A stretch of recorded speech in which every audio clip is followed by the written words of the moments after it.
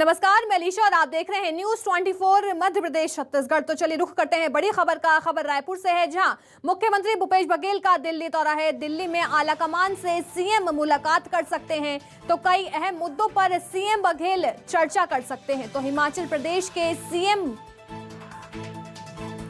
को chief observer बनाया गया है। हिमाचल प्रदेश चुनाव को लेकर भी चर्चा हो सकती है। तो ये बड़ी खबर आपको रायपुर से बता रहे हैं, जहां सीएम भूपेश बघेल का दिल्ली दौरा है और आला कमान से मुलाकात कर कई अहम मुद्दों पर सीएम भूपेश बघेल चर्चा कर सकते हैं। रायपुर से मेरी सहयोगी नेहा हमारे साथ जुड़ गई है। नेहा, आज सीएम भूपेश बघेल का दिल्ली दौरा है, क्या कुछ उनके कार्यक्रम रहने वाले हैं?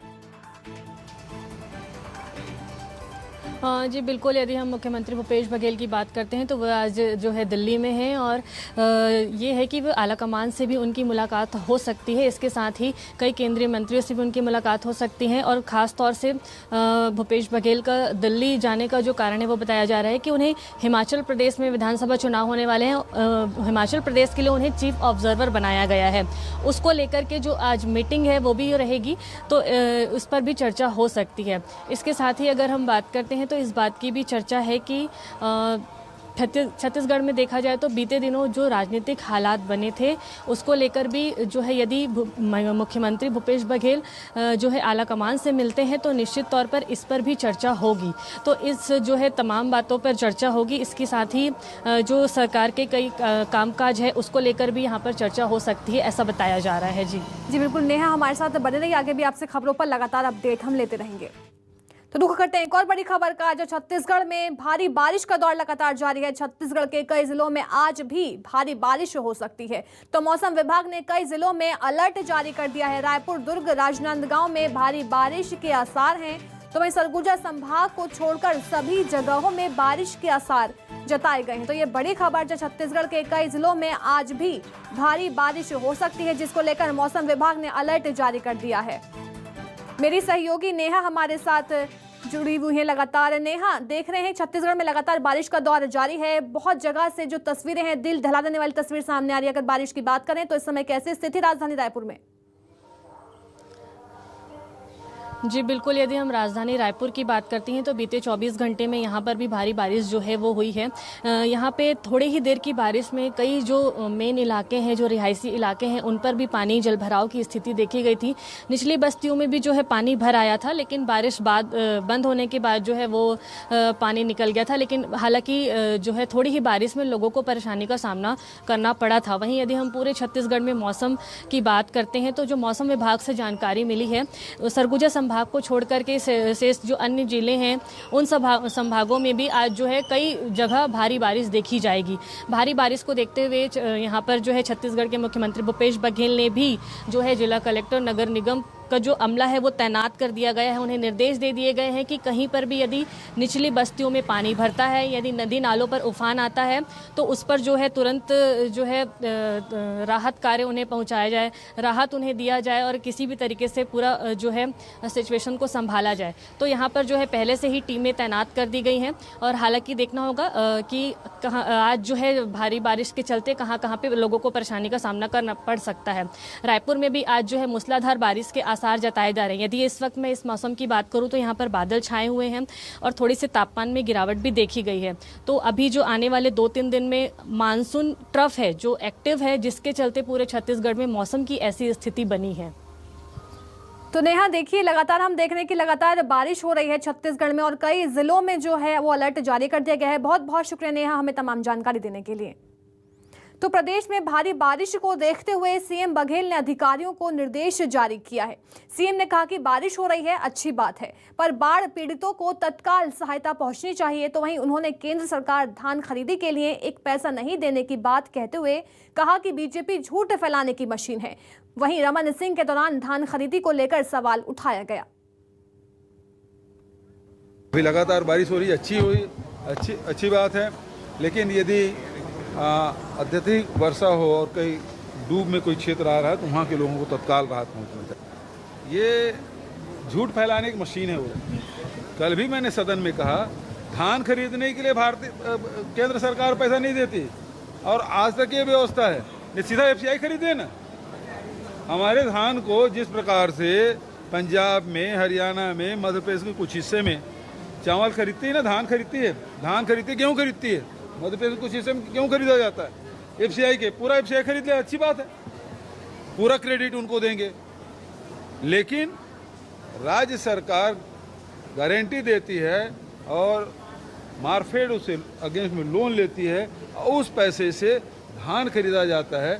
भारत सरकार जब हम चावल मिलिंग करते, धान को मिलिंग करने के बाद चावल जमा करते हैं, वो पैसा हमको देती है, चावल का पैसा देती है। और उसी में हमारा झगड़ा किस बात का है? कि हमारा झगड़ा इस बात का है कि हम जितने धान उत्पादन कर रहे हैं उतना हमको हमारा चावल नहीं लेते। मिलिंग चार्ज है, ट्रांसपोर्टेशन है, वो देते हैं, लेकिन धान खरीदने के लिए भारत पैसा एक पैसा नहीं देती। लेकिन अब इसी झूठ को क्या है, जब आप जनता के बीच ले जाना चाह रहे हैं, जनता जानती है।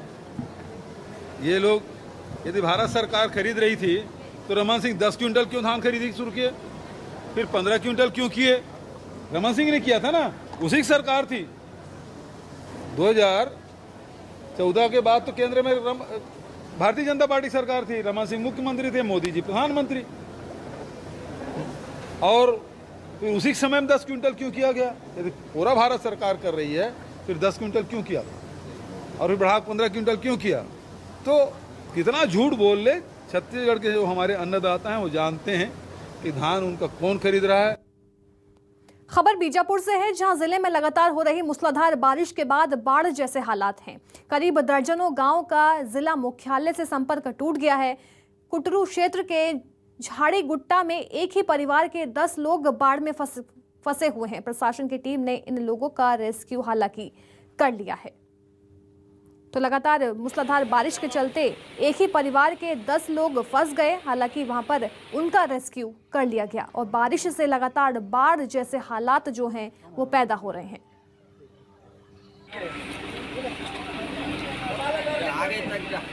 तो देखिए तस्वीरें, रेस्क्यू टीम की तस्वीरें हैं, जब रेस्क्यू कर एक परिवार को सुरक्षित बचा लिया गया। तो दंतेवाड़ा जिले में बारिश से आम जनजीवन प्रभावित है। भारी बारिश के चलते फरसपाल में पुजारी पारा स्थित पुल क्षतिग्रस्त हो गया है, जिससे मार्ग पर आवागमन पूरी तरह बंद हो गया।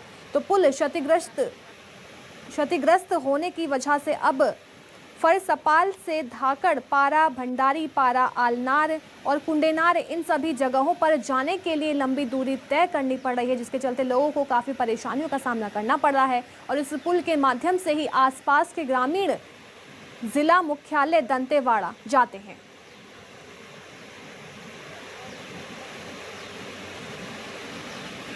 तो मार्ग पर आवागमन जो है पूरी तरह बंद हो चुका है। लोगों को लगातार मुश्किलों का सामना करना पड़ा। बता दें ये मुख्य मार्ग था जिसके चलते लोग जिला जाते थे।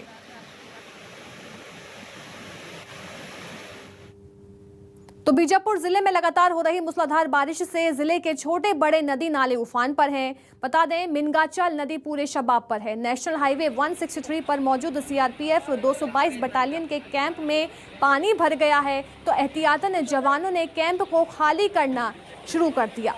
तो सीआरपीएफ कैंप में पानी भर गया, जिसके चलते जवानों को कैंप खाली करना पड़ा। बारिश से सभी नदी नाले उफान पर हैं। देखिए तस्वीरें किस तरह से सड़कें जो हैं वो जलमग्न हैं। यहाँ तक कि सीआरपीएफ के कैंप में भी पानी भर गया, जिसके चलते सीआरपीएफ के जवानों को कैंप खाली करना पड़ा। तो छत्तीसगढ़ की ट्विन सिटी दुर्ग भिलाई भी बारिश से तरबतर है। लोगों के घरों में पानी घुस आया है। तो वहीं रिसाली में सड़क पर 4 फीट तक पानी भर गया। इसके साथ ही नगर निगम के दावों की भी पोल खुल गई है, क्योंकि बारिश के जिस पानी को नालियों से निकल जाना था वहीं नाले का पानी लोगों के घरों में घुस गया। तो न्यूज़ 24 मध्य प्रदेश छत्तीसगढ़ के संवाददाता ने ग्राउंड जीरो पर कमर तक पानी में जाकर हालात का जायजा लिया।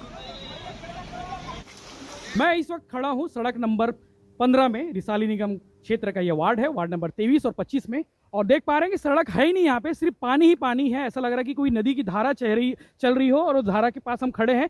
और मेरे साथ इस वक्त मौजूद है धर्मेंद्र भगत जो पार्षद हैं भाजपा से, और मनीष यादव, दोनों से बात करते हैं। इतना पानी भर गया, आप लोग क्या कर रहे थे?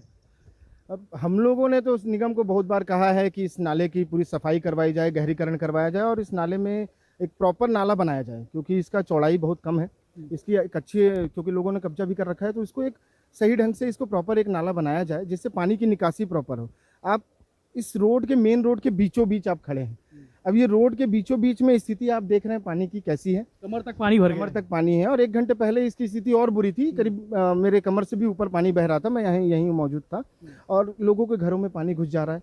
ये जो हमारी शासन है, छत्तीसगढ़ शासन और हमारी शहर सरकार को जरा भी ध्यान नहीं, अपनी जेबें गर्म करने में सब मस्त है। महापौर जी दिखी, सभापति जी दिखे, कोई दिखे सरकार? निगम का एक सफाई कर्मी नहीं दिख रहा है यहाँ।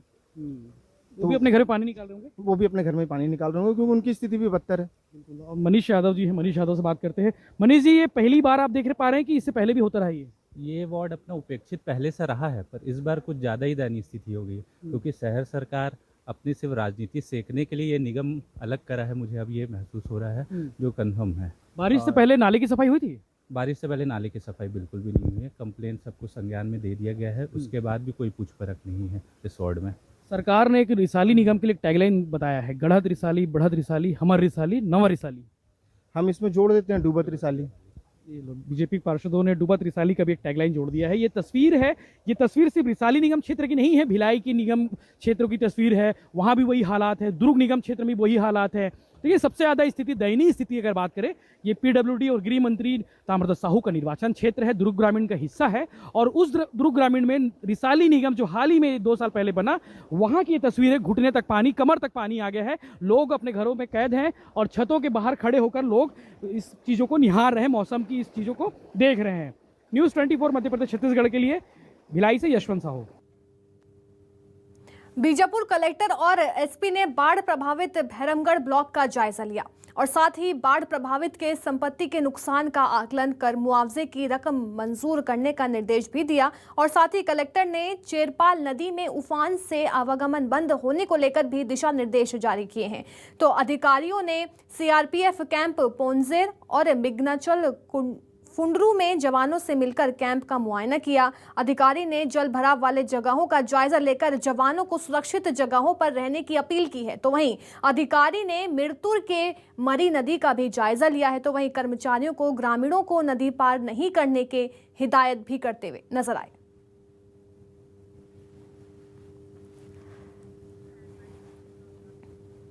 अब बड़ी खबर रायपुर से है, जहां रेलवे यात्रियों को बड़ी राहत मिली है। 3 साल बाद तेहरा लोकल ट्रेन शुरू कर दी गई है। हफ्ते में 3 दिन चलेगी हसदेव एक्सप्रेस। तो वहीं कोरोना से पहले 4 दिन चलती थी एक्सप्रेस। तो वहीं रायपुर दुर्ग पैसेंजर, और तो वहीं गोदिया कटंगी पैसेंजर और बिलासपुर रायपुर पैसेंजर, तो गोदिया रायपुर पैसेंजर, तो वहीं रायपुर डोंगरगढ़ पैसेंजर भी शुरू कर दी गई है। तो हफ्ते में 3 दिन ये ट्रेन चलेंगी। कोरोना से पहले 4 दिन ये एक्सप्रेस चलती थी। तो ये राहत भरी खबर है पैसेंजर यात्रियों के लिए, जहां अब फिर से कोरोना के बाद तेहरा ट्रेनें शुरू कर दी गई हैं।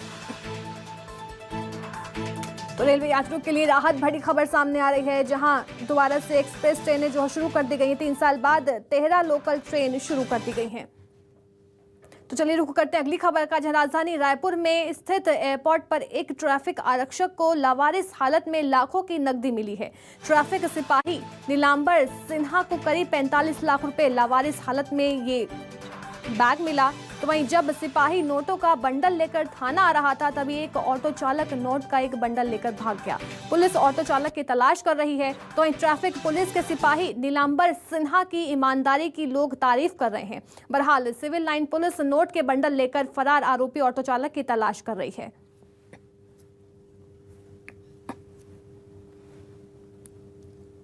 तो लवारिस पड़े 45 लाख के नोटों के बंडल जो हैं वो जवान पुलिस स्टेशन लेके पहुंचे, जिसकी वहां पर उसकी सराहना की जा रही है।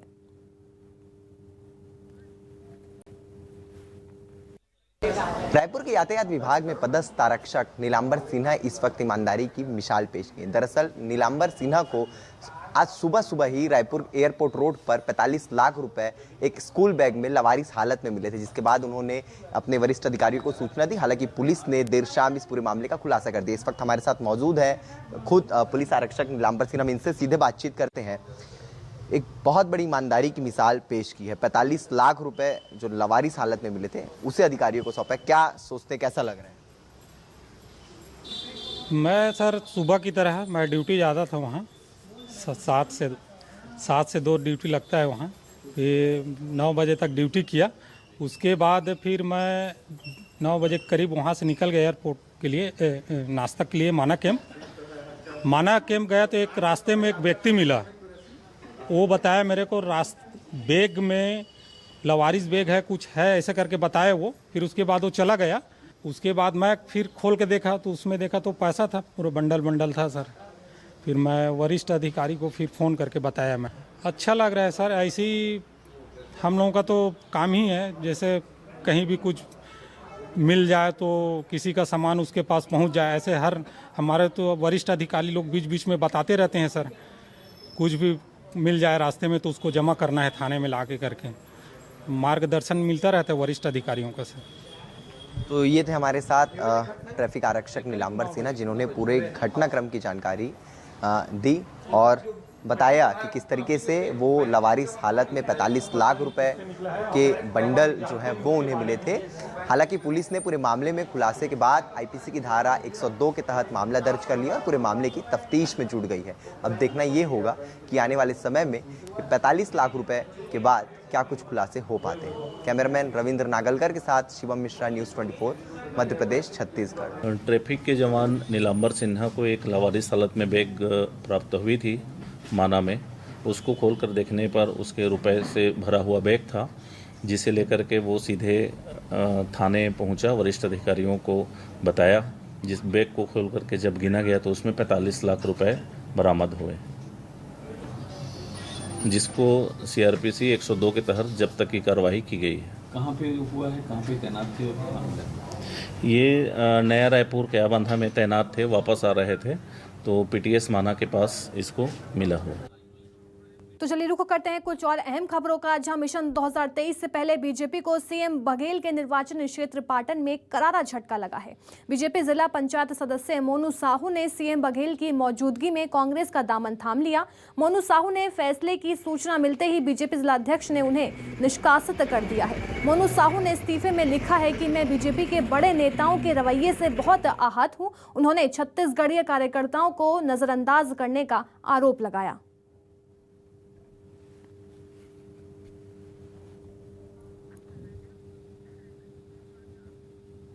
तो छत्तीसगढ़ में ईडी चिटफंड और नान घोटाले को लेकर घमासान मचा हुआ है। इसी बीच पूर्व मुख्यमंत्री डॉक्टर रमन सिंह ने 2 अलग अलग ट्वीट कर मुख्यमंत्री भूपेश बघेल पर निशाना साधा है।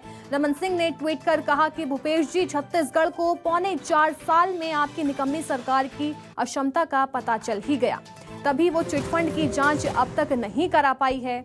आपने केंद्र सरकार को पत्र लिखकर ईडी से जांच की बात कल विधानसभा में की है, तो इस जांच के लिए मेरा भी पूर्ण समर्थन है। तो देखिए किस तरह से डॉक्टर रमन सिंह ने सीएम भूपेश बघेल पर निशाना साधा है। उन्होंने कहा कि तो इस जांच के लिए मेरा भी पूर्ण समर्थन है। तो एक अन्य ट्वीट में उन्होंने कहा कि एक तरफ आप सोनिया जी की ईडी से पूछताछ के खिलाफ ईडी ऑफिस में धरना देते हैं, तो दूसरी तरफ चिटफंड मामले में ईडी पर भरोसा करते हैं।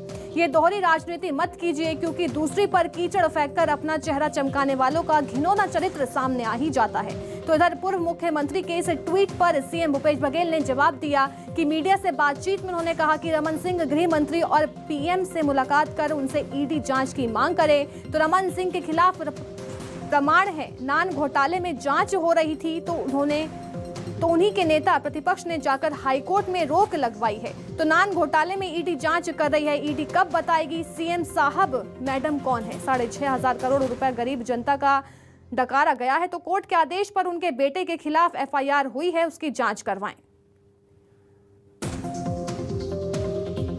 तो डॉक्टर रमन सिंह ने कहा कि ईडी ऑफिस में धरना दिया गया, ईडी पर भरोसा करते हैं, ये दोहरी राजनीति मत कीजिए। आगे कहा कि क्योंकि दूसरे पर कीचड़ फेंककर अपना चेहरा चमकाने वालों का घिनौना चरित्र सामने आ ही जाता है।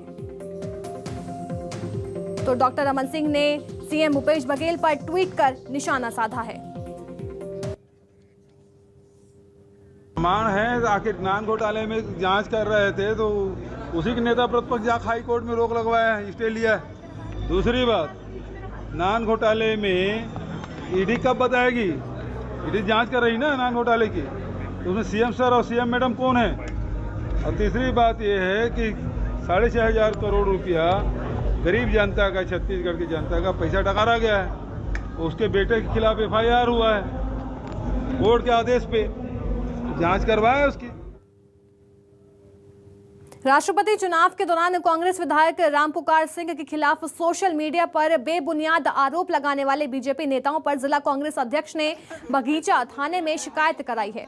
जशपुर जिले के कांग्रेस अध्यक्ष मनोज सागर यादव के साथ पार्टी के सैकड़ों कार्यकर्ताओं ने थाना प्रभारी को सोशल मीडिया से जुड़े दस्तावेज भी सौंपे हैं। बगीचा थाना प्रभारी ने कहा कि राष्ट्रपति चुनाव का मतदान को लेकर उन्हें शिकायत मिली है। मामले में उच्च अधिकारियों से मार्गदर्शन लेकर कार्रवाई की जाएगी। कांग्रेस पार्टी के पदाधिकारियों द्वारा आवेदन प्राप्त हुआ है, जिसमें वरिष्ठ अधिकारियों को अवगत करा करके जांच कर अधिकारी की जाए। वरिष्ठ अधिकारियों को अवगत कराएगा, मार्गदर्शन उनसे दिशा निर्देश करेगा। ये आरोप लगाने वाला या तो मानसिक रूप से विक्षिप्त होगा या फिर वो सरफिरा हो सकता है, क्योंकि जो आरोप लगाए हैं ये भारत के निर्वाचन आयोग का मामला है, जिसका गोपनीयता के मामले में हम सब लोग जानते हैं कि वो अति गंभीर विषय है। और इसका किस तरह से सार्वजनिक हुआ है, कैसे उनको जानकारी मिली है, इसको उनको प्रमाणित करना पड़ेगा। इसकी शिकायत हम थाने में करेंगे। तो चलिए फिलहाल के लिए बस इतना ही। बने रहिए न्यूज़ 24 मध्य प्रदेश छत्तीसगढ़ के साथ।